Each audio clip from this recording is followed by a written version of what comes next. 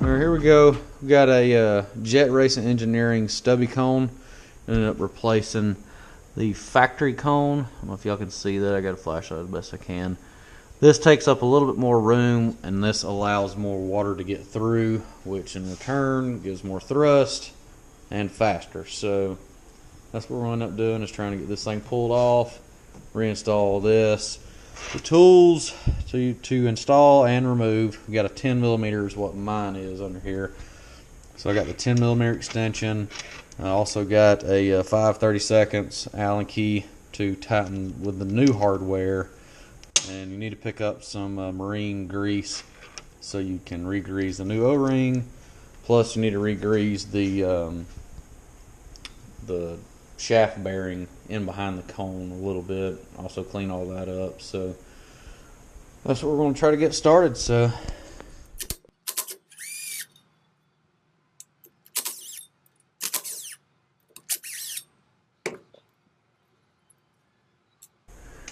I think I'm going to go ahead and pull this whole cage off so I can get to that a little bit better and tap that off of there. So let's do that.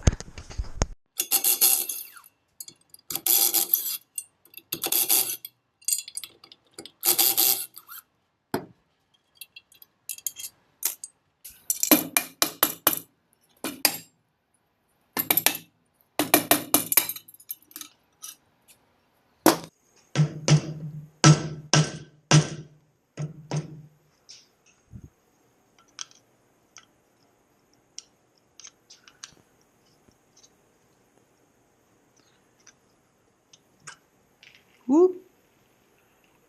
Alrighty. A whole lot of grease in here. I have to repack that cone with this, or with the new grease. Clean all that around there. Yeah, buddy. That's messy.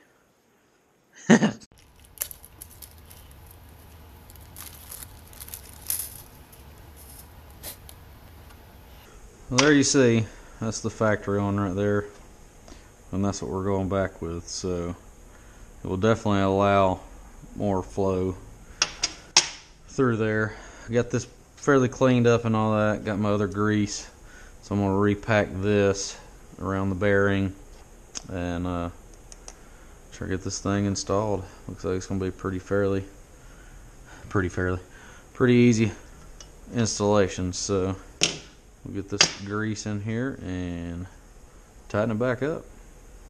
Alright, so far I've repacked some grease around that. I've completely packed the cone with grease, so when I push it on, it's obviously going to spread out and give more around it. And I've greased the actual O-ring, so we should be ready to install it now.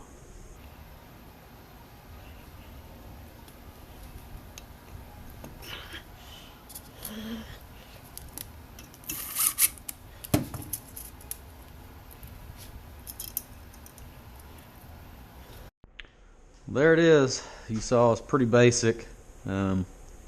Obviously, if you saw the video before this one, it's where I pulled the pump from the Waveblaster.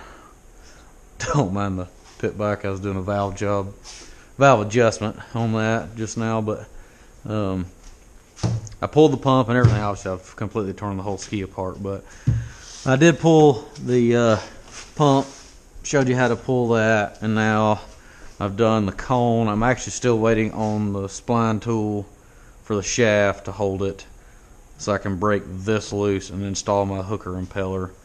And after that, got a lot of work going on here. Gonna end up, obviously if you can't tell, I gotta get it off of the trailer and flip it over. I'm gonna redo the bottom of the hull, and then obviously we're gonna try to redo this and everything and get it back looking good for the next season.